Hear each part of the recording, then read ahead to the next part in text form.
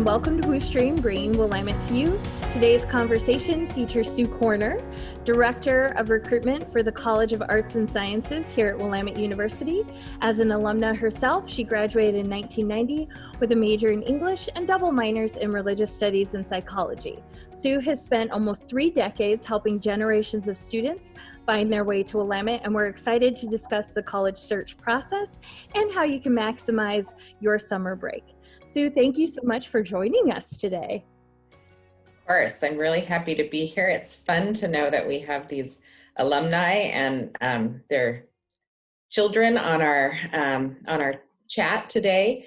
I'm privileged that I get to be here to talk about this topic that I'm very passionate about. 10 ways to maximize your summer break.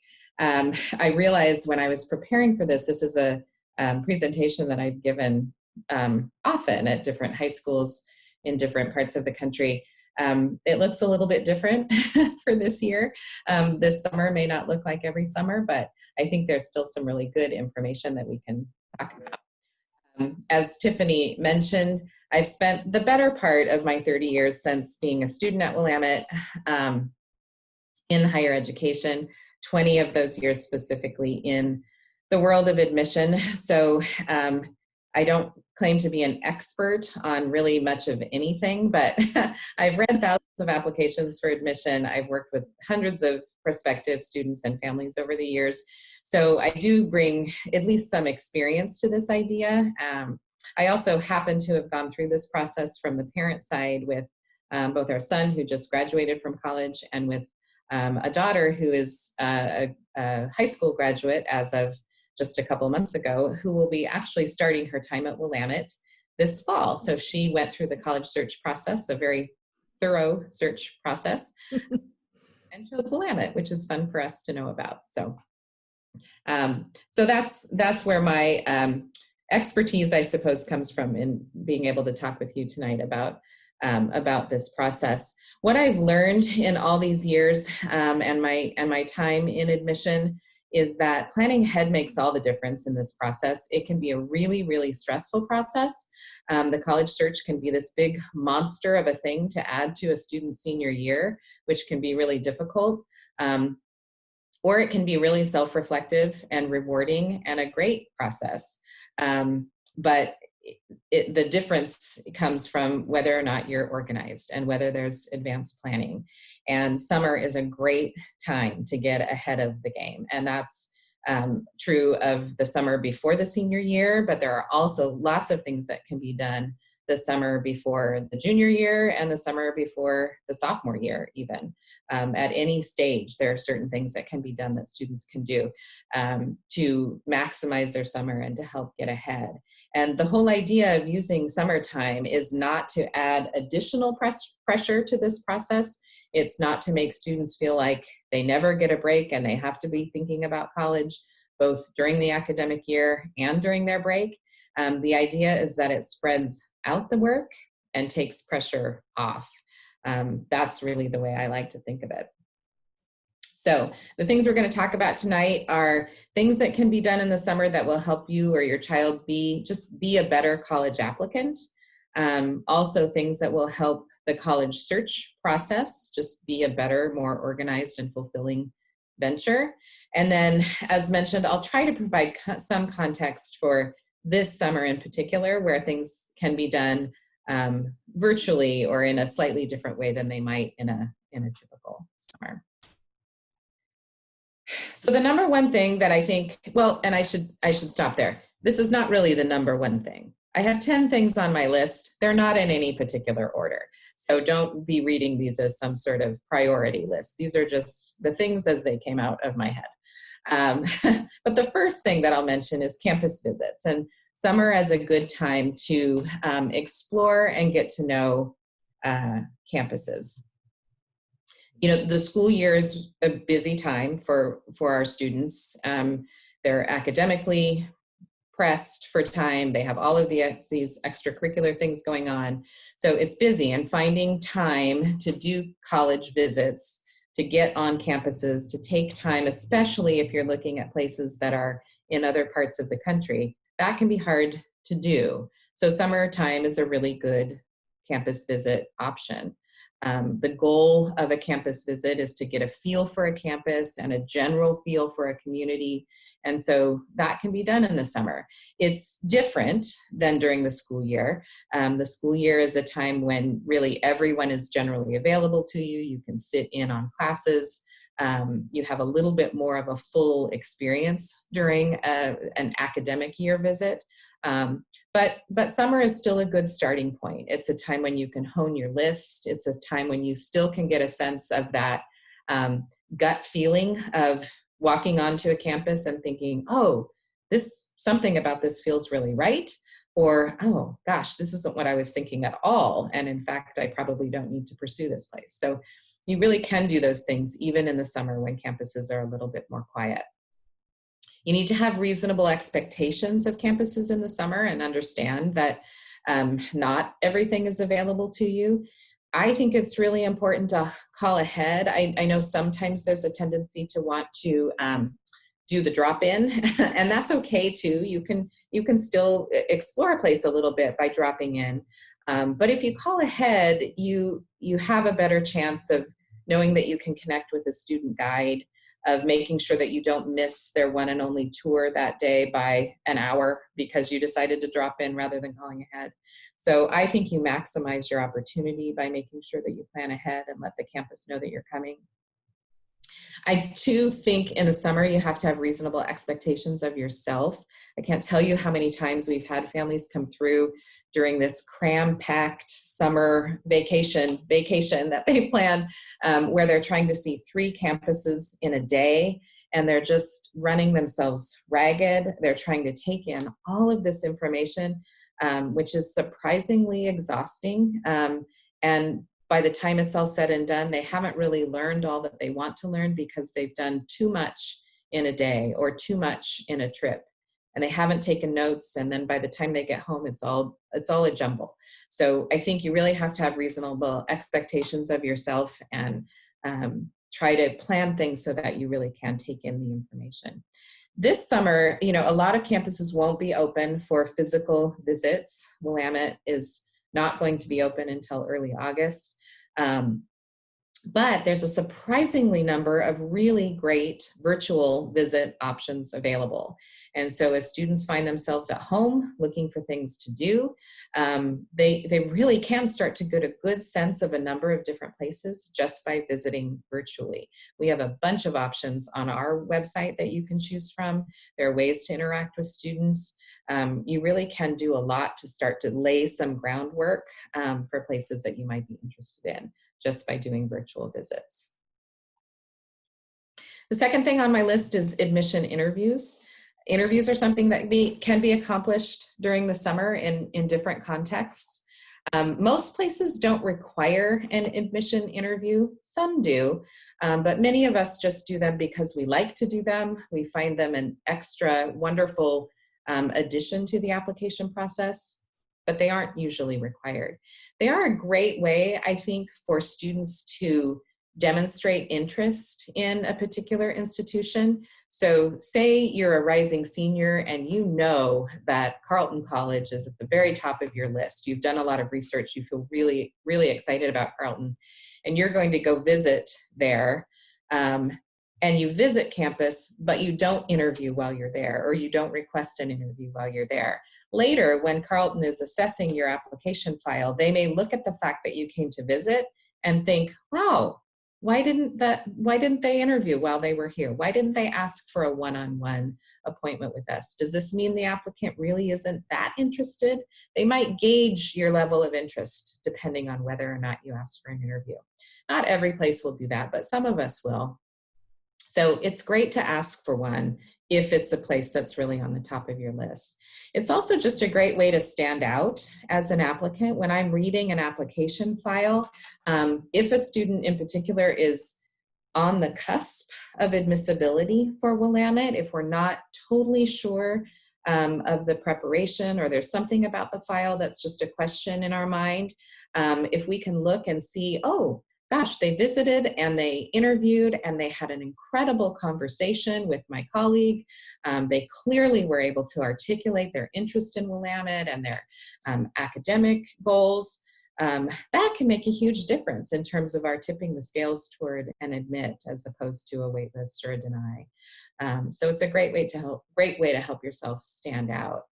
It's also just a way for the applicant or the college searcher to get to know more about the personality of a place and have some of their questions that are more particular to them answered. So it's not just that you're being interviewed, it's that you have a chance to really ask some questions too, and that can be a great experience.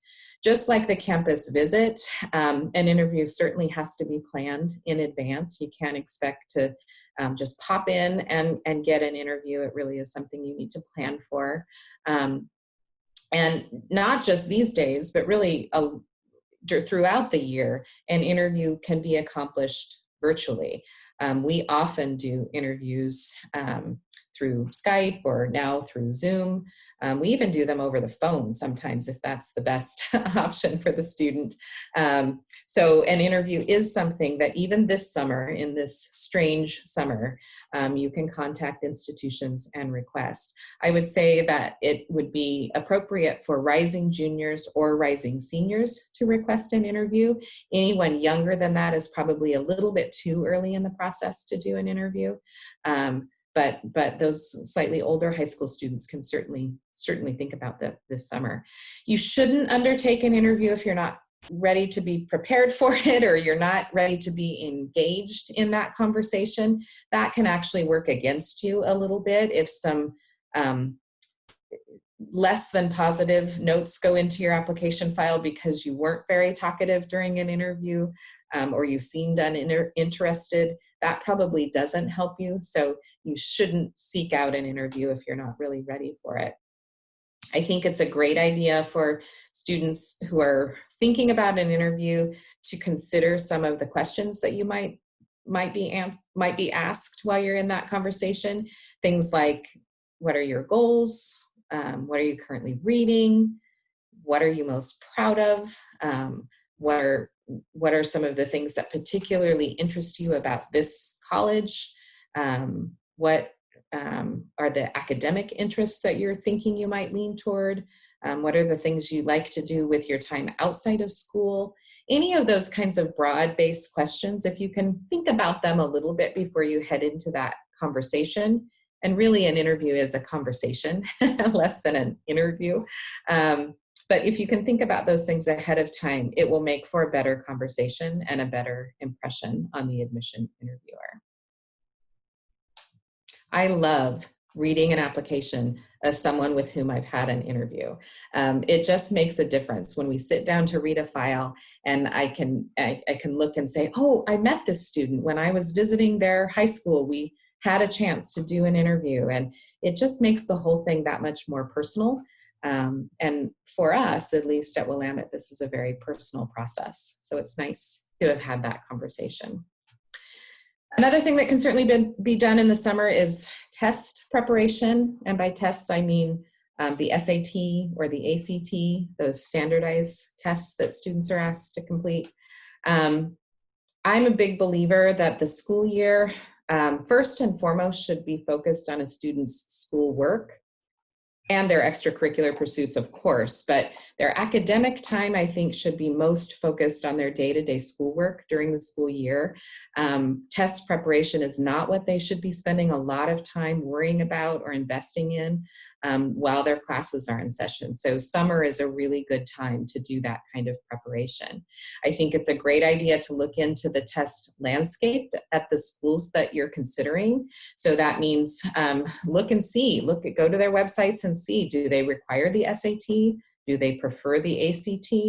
Are they wanting you to take some of the subject exams? Do they not require any of these things?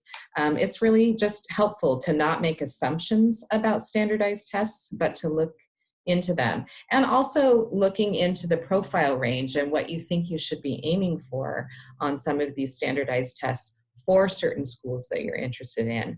I like to think at most places these days, the test scores are not generally what will make or break your admission. At some places they still are, but at many places there's a much broader way that we think about tests these days. But it still is important to know if you're going to fall anywhere within the range of what is typical for that institution. So it's good to look that up in the summer. It's also, I think, interesting to check fairtest.org, which is a website that lists the growing list of institutions that have gone test optional. So if you're looking at institutions where tests are not required at all as part of the admission process, fairtest.org is the most updated list of those institutions. It is a surprisingly long list, and so it can be helpful to know that those institutions exist. I also think if you're preparing to take the SAT or the ACT, as you're heading into your junior or senior year, just using the summer to look at the dates that are available for those exams, and then look at what the registration date is for those exams, which is, 6 weeks or so before the test itself. Plan ahead so that you're registered in time, so that those dates don't sneak up on you. It's surprising how often I talk to students who will say, well, I was going to take the SAT in October and then I missed the deadline. Or I was going to take it, but when I went to register, the test site that's near me had already filled up. And so I have to wait until the November date. And so I'm not going to get my scores until later. So I can't apply when I want to. It creates this whole domino effect of being behind. And if you use your summer to look ahead and see when those dates are and kind of back everything up, it's just so much better. If you actually want to spend time in the summer preparing for those tests, not just preparing for registration and taking the test, but actually preparing for the content of the test, my strong advice is to use Khan Academy. I think it is the best test preparation out there. They will tailor a plan to you. It's incredibly effective for improving test scores. If you've already taken the PSAT or you've taken the SAT once and you want to improve your score, Khan Academy and doing a test round or a test preparation summer with Khan Academy will move your test score. It is proven to do so. It's very effective. And I love that it's free. It's virtual, so it can be done in this strange world we're living in now. It's available to everyone. It can be done from home. There are just so many things to like about Khan Academy. So that's my strong recommendation for test preparation. Number 4, study your calendar. This sort of was hinted at with the test dates, but looking ahead, using summertime to look ahead at your high school calendar or the district calendar, looking for dates that can be used for campus visits is a really good way to prepare for fall. And again, this is appropriate for rising sophomores, juniors, and seniors. If you know when the in-service days are that your school will be offering in the fall, you can start looking at campuses that are near you that you're interested in to see if there are special visit programs on those in-service days. Many times there are, and many times they fill up if you don't register in time. So again, just backing things up and knowing in advance what those days might be that will be available to you for some college search activities during the school year can be really, really helpful. A lot of students, students who look at Willamette are really good students. They don't want to miss school, or it's hard to miss school because missing a day of AP government or a day of IB English, that's hard to do. So they don't want to miss those in order to come do campus visits. So those days where we're in school, those in-service days where Willamette has classes, but you don't have classes, can be the perfect time to do a visit. So looking ahead to determine those can be really, really helpful. I also think this is just for the seniors, but looking at the calendar now to figure out what those concentrated blocks of time are for application preparation for you, that can be really helpful too. If you know you're heading into a fall where you have a concert and you have a sports season and you have all of these things that are going to take up a bunch of your weekends and a bunch of your evenings, you need to plan ahead to have the time in place for your application preparation so that you're not working on your application the night before it's due, and in a panicked way, trying to put together something that should be done very carefully and orderly. So again, just planning ahead for some blocks of time. You'll find yourself missing out on opportunities if you don't think about this beforehand. Number 5, summer campus events. Summer's a great time to do a music camp, a sports camp, a writing workshop, a science camp. There are all kinds of programs that meet on college campuses all over the country during the summertime. And so these are a great way to just dip your toe into that idea of experiencing life on a college campus. Again, this year, this might not be what is available to you, but in a typical summer, this is something that many high school students can do at all levels, rising sophomores, juniors, and seniors. There's a camp that has met at Willamette, Young Musicians and Artists. It's met here for 50 some years. And I can't tell you how many times I have read an application from a student who says, I got to know Willamette because I would come stay every summer for 2 weeks when I was in, middle school, and I fell in love with the campus. And now here I am as a senior applying for admission there. So attending a workshop or a camp on a college campus really can give you a sense of that place and help to form an attachment to that institution. It can also just build your sort of application resume. It's that camp or that experience is something additional to list on your application that demonstrates a passion or an interest area for you. It's one thing for you to say you're interested in music. It's another thing to know that you've spent significant amounts of your time in your summers throughout high school participating in a music activity. So that just sort of builds your resume. I also think it's really important during the summer to keep your brain and your body active in a variety of ways. Those are things that are just truly good for ultimate college preparation and success. So these kinds of camps and experiences are really good for that as well.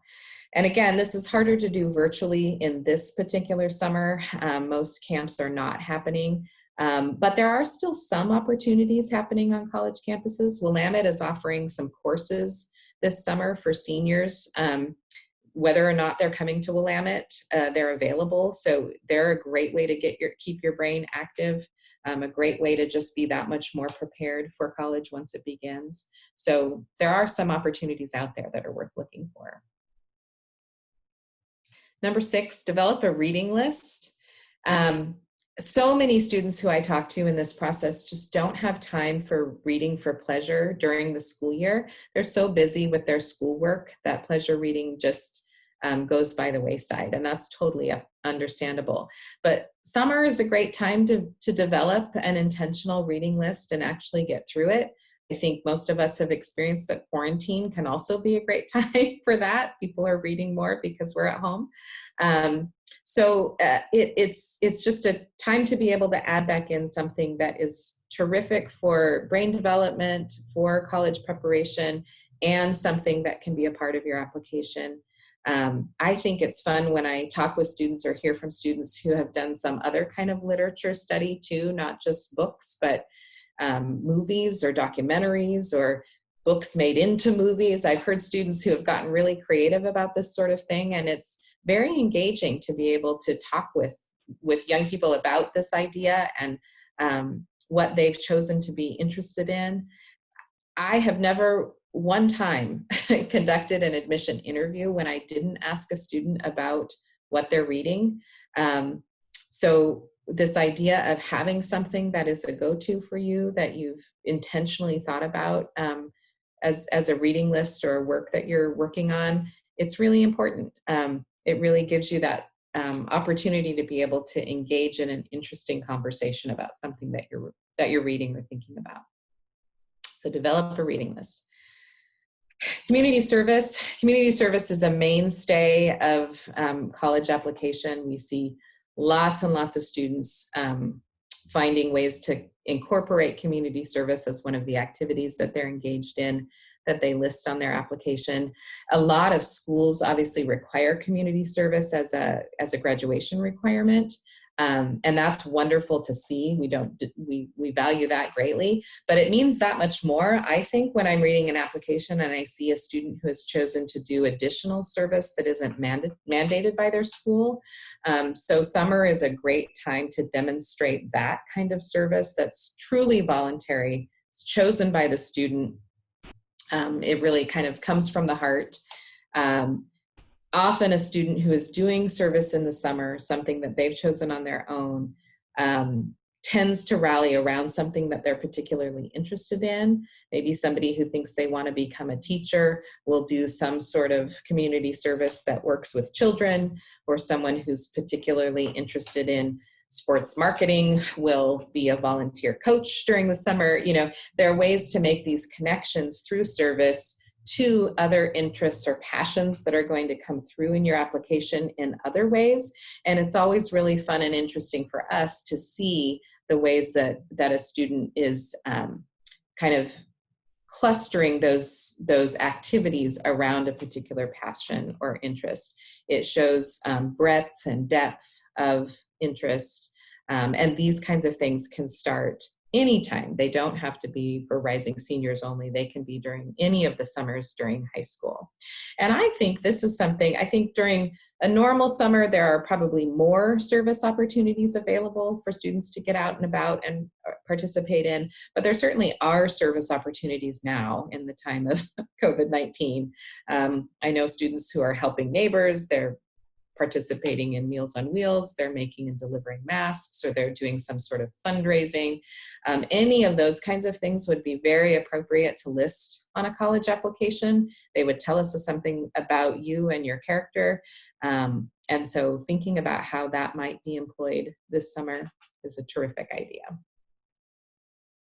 Number 8 is essay preparation. This is probably the one that makes students groan just a little bit because it feels an awful lot like schoolwork during the summertime. But the essay is a critical component of the application. You should never let anybody tell you anything contrary to that. It is a piece that can make or break our admission decision. If a student is on the cusp, we're not certain about their preparation, and then we look to their essay and find that it's incredibly well written and it tells us something about who they are. They've clearly worked hard on it and not rushed. That is going to tend to tip the scales in their favor. Someone who has rushed or clearly not done great work or demonstrated a level of writing proficiency that's going to give us confidence in their ability to do the work at Willamette, that's going to tip the scales in the other direction. So the essay should not be glossed over. It should be your best work. And summer, you know, there's just more time. And so it's a time when students can look at the essay prompts that are available to them. They might start to think about what kind of topic they want to write on. They can even make an outline. Some complete their entire essay in that summer leading up to their senior year. I think for juniors or rising juniors, you can still even start to think about prompts or start to toy with ideas of, what if I wrote my college essay about this trip that we're taking? Or what if I wrote my college essay about this experience I'm having this summer? It's a great time to start thinking about it. I just think essay writing or writing in general takes time if it's going to be done well. And when it's rushed, it shows. You can see it in the application. And it sends all kinds of messages when a piece of writing is rushed. We can read into that application then, gosh, does the student just not care enough about their application to do a better job on their essay? Or do they just not have the writing ability that we're looking for? Or are they not a good time manager? Should we have to worry about that if they would come to Willamette? So some of those things may not at all be accurate about the student, but those are some of the things that we can read in to a poorly prepared essay. So it's really, really a good thing to back yourself up in terms of planning and timing for the essay and give yourself plenty of time to prepare. Lots of colleges will ask for a supplemental piece of writing or more than one supplemental piece of writing as part of the application. And so you have more time to work on those and do a better job on those kind of short answer pieces if you've already completed that main writing piece. If you already have that in place or in good shape and well started, you just have a better chance of doing a good job on the other pieces as well. Number 9, you can actually start your application. The Common Application is what Willamette uses, and over 900 colleges in the country use the Common Application. It's an online application form that can be completed once and distributed to lots of different colleges that you might be applying to. The Common App opens August 1st every summer. So in some parts of the country, that's getting very close to when school starts, but in many parts of the country, August 1st is still a full month or more before when the senior year begins. So there's time for a rising senior to open up a Common Application account at the beginning of August and work through really the majority of the application. I always like to tell students that 30 minutes a day, each day for 1 week, and you'll be done with your Common Application. You don't have to sit down and work on it for hours at a time. You can work on pieces of it over time and really, really manageable pieces. And you can do each piece well, and you can come back and check those pieces if you're doing it over time. You can refine it. You can check for errors. You can take the time to have someone who you trust take a look and check for errors as well. They can't complete the application for you. It should not be anyone's work but your work. But to have another set of eyes look to make sure you haven't missed, crossing a T or dotting an I is a really good thing to do. For students who head into their senior year already having done the bulk of their application before they start that incredibly busy senior year, they are way ahead of the game in terms of their peers who haven't started, because they can be first in line to approach their teachers and their counselor for letters of recommendation, for having their transcripts sent, for having school reports sent, all of the things that those teachers and counselors need to support about the college application process. You can be first in line to ask for those things. And I can guarantee they appreciate those students who are early in the process. Teachers and counselors less appreciate those students who are asking for a recommendation the day before it's due. That often doesn't result in a very strong recommendation. And so if you can be early in the process, you just are doing yourself a big favor. I also think those students who start the application early and are organized about it, and then actually submit it early, that to me demonstrates initiative and organization. When we see those early applications coming in, they're often some of the very best prepared. And so that sends a good message to us about your time management and your organization. If you started early, you leave yourself eligible for early application deadlines. Not everybody wants to choose an early deadline, but it's nice to have the option.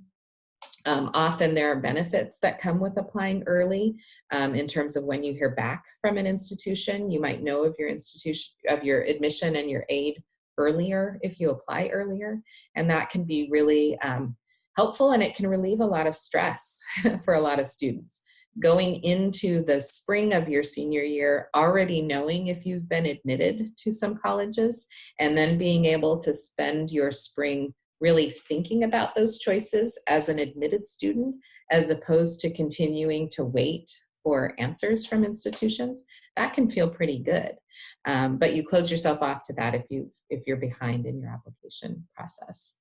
So, and I think from a parent standpoint, I see stress among families at times around this process, and parents who are worried about students who are pressing up against deadlines, who are having to remind a lot that something is due and are you going to get that in? That can be hard on the entire family. So working ahead, using this summertime that's a little bit more open to start some of these time-consuming processes really can help the entire family. You want to come out of this process still liking one another. That's the goal. So, and number 10 on the list of how to use summer is just have some fun. And I say that sort of just as a fun way to wrap things up, but also it really is true that these days, juniors and seniors are really, really busy kids, sophomores and freshmen as well. But really, as you get up into those upper division years in high school, these students are busy and their lives can be stressful. And I think we live in a pretty stressful world right now. So taking time to get physical and emotional rest is really important. Sleeping and spending time with friends and getting out in nature or whatever it is that provides rest is really important.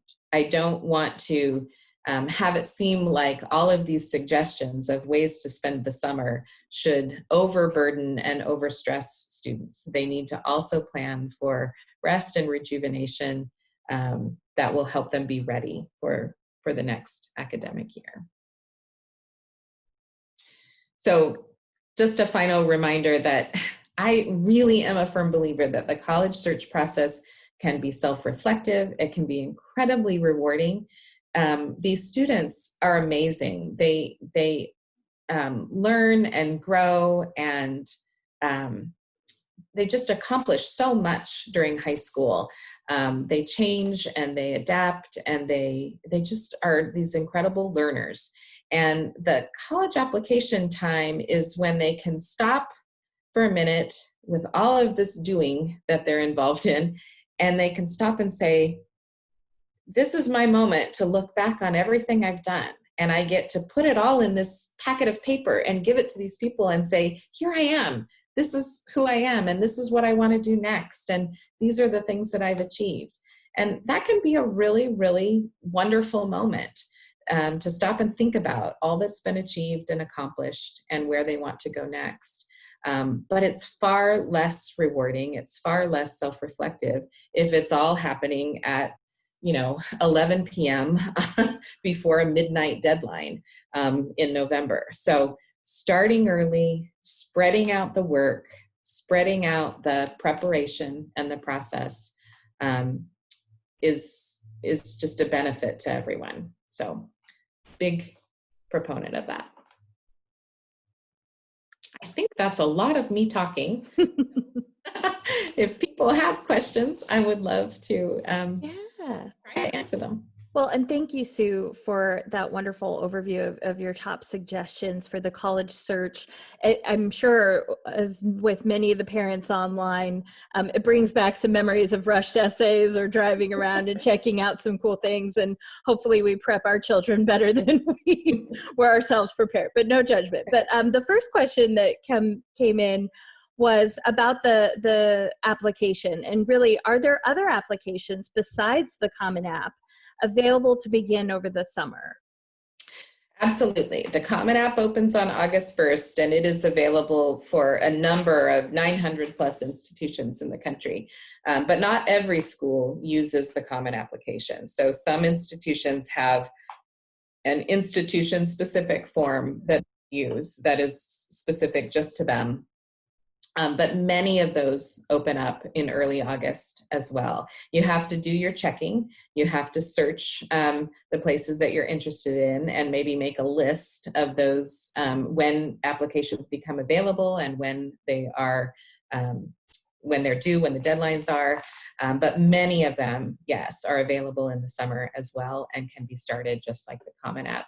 And I would say the Common application, it reopens each year for the new academic year.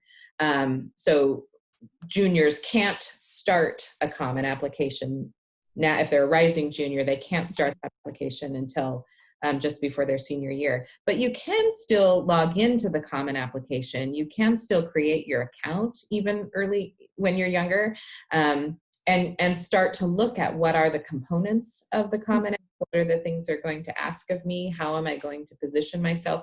You can get in there and start thinking about it anytime. You just want to create that actual account you're using in the year that you're going to be a senior. And we have a few questions that have come in about the essays, so we can dive into that. The first one from Stacy: how do essays work with the Common application? Do schools have different topics or different focuses? That's a great question. So the Common App, schools that use the Common App all use the Common Application prompts.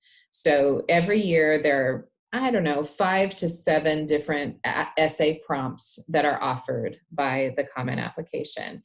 And the essay that you write for the Common App is the essay that will be submitted to Willamette and to Whitman and to University of Puget Sound and to Lewis and Clark, whatever schools that you're applying to, that one essay that's part of the Common App will be common to all of the schools that you apply to. Mm. One critical mistake that some students make each year is maybe they think they're only going to apply to one school that uses the Common App, or maybe they just don't understand entirely how it works. And so they'll write an essay, and at the end they'll say, and so this is why I just am dying to go to Pomona.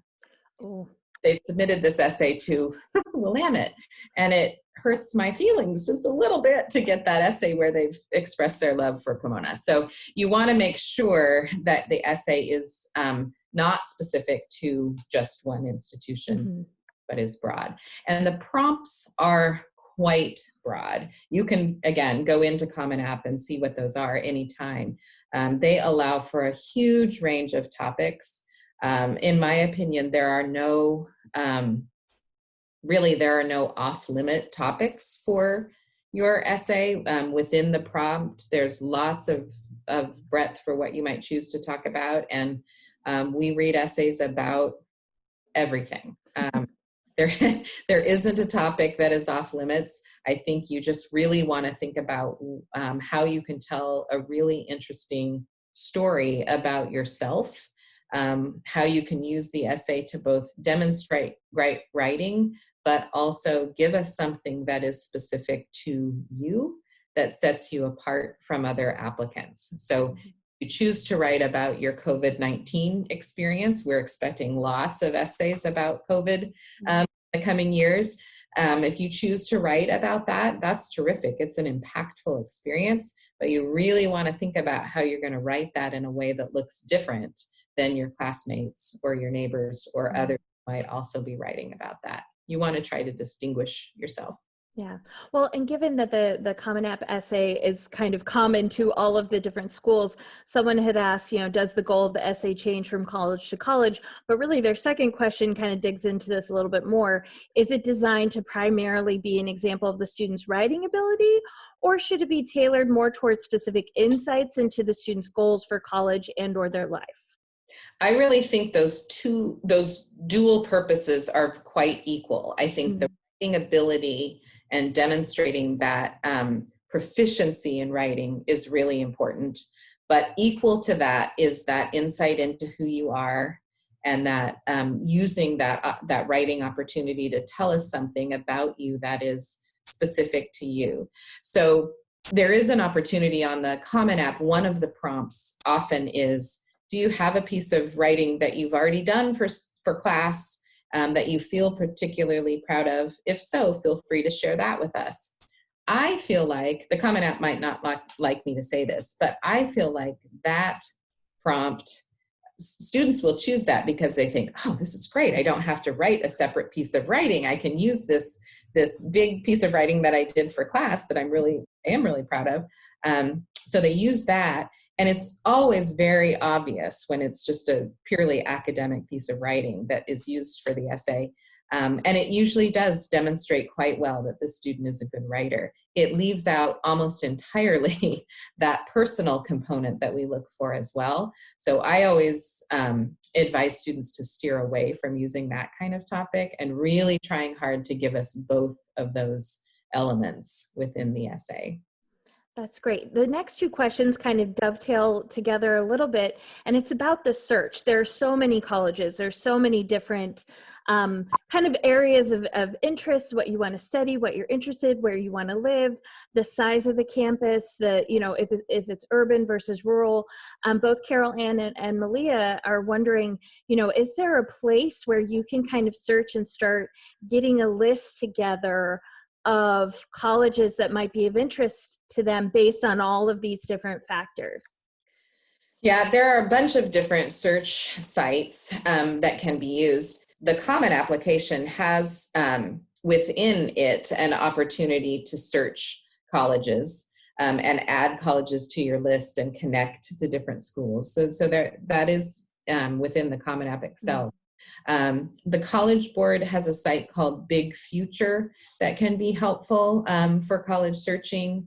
I also just think one of the things that can be really helpful just in kickstarting a search is getting onto a campus, going to someplace local that's near you that represents kind of a big school experience, and going to someplace near you that represents what a small school experience is like.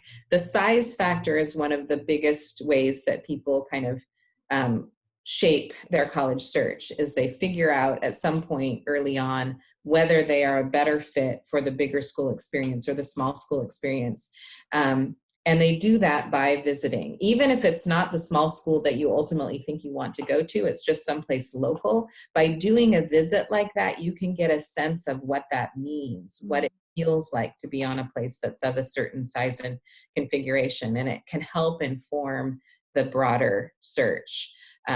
So starting to make some of those delineations around what kind of learner am I, and do I fit better in a place that is bigger or smaller? I also think thinking geographically is one of the main ways that people will narrow down their search, and doing some real kind of soul searching around, is this a time in my life when I want to try out a different part of the country or go to a different country? Is this a time when I really want to adventure into a different culture for college?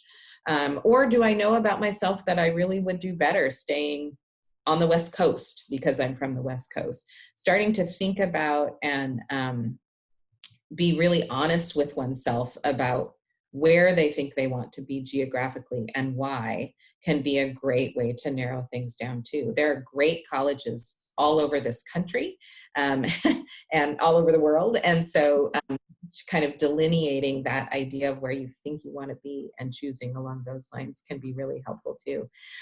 Obviously, searching by academic interest is another way people narrow things down. Just doing a Google search of, schools that have great pre-med programs.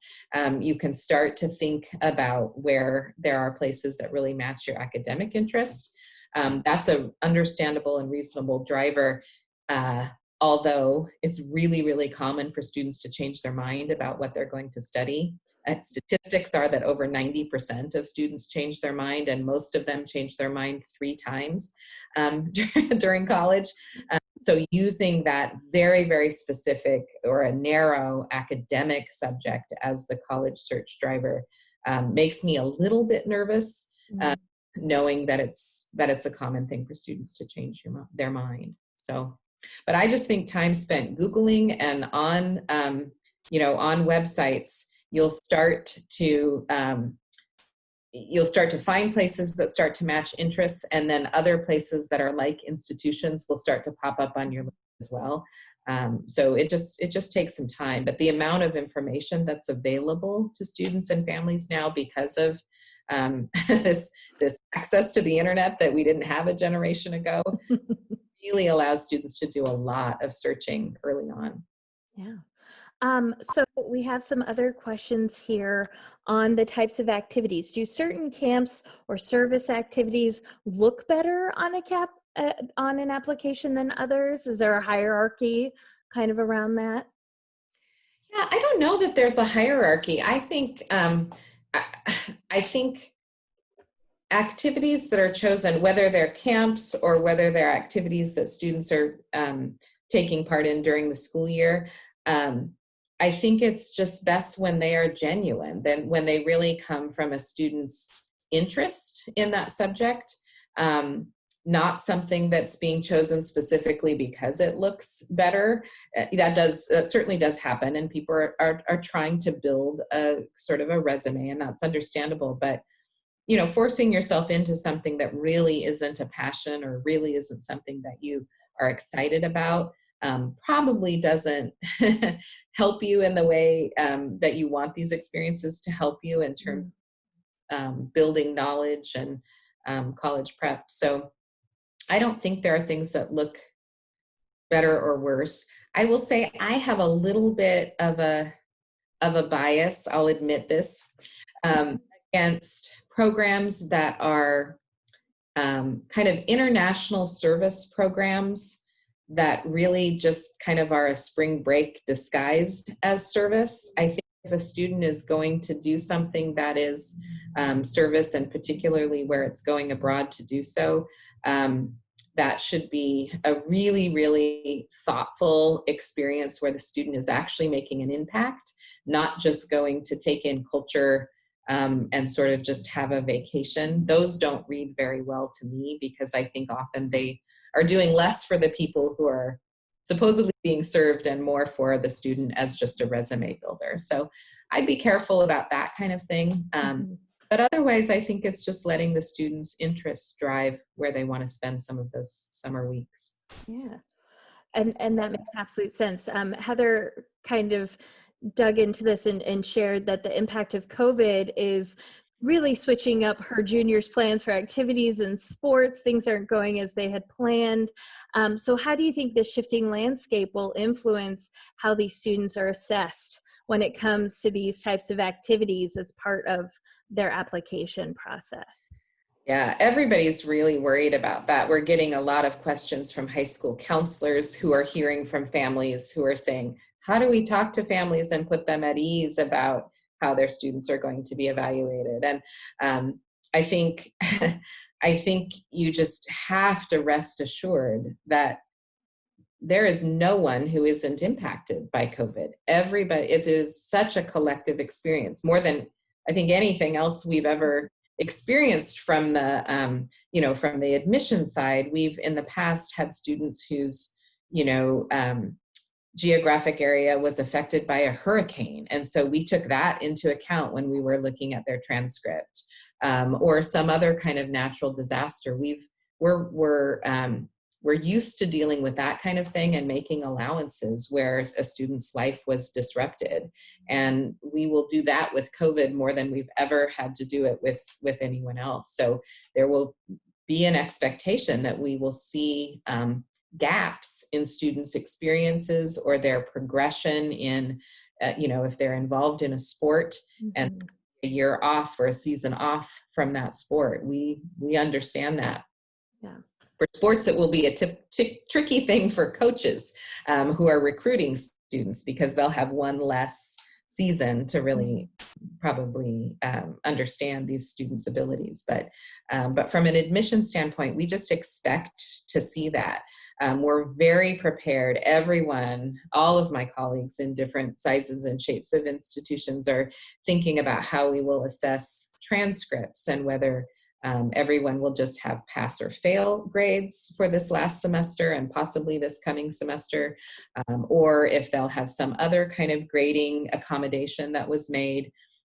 We're all very ready to take that in, and I think everybody's very ready to be very open-minded about understanding that these students were not in control of the experience. Mm-hmm. And we have, and I'm so sorry, I forgot to ask you to stop the screen share so our faces are slightly bigger. To everyone that's still with us online, thank you so much for your patience. No worries. Another question came in from a parent. You mentioned WU has some classes seniors can take this summer. Are you also open for visits this summer? You spoke on it briefly, but if you could answer that for everybody.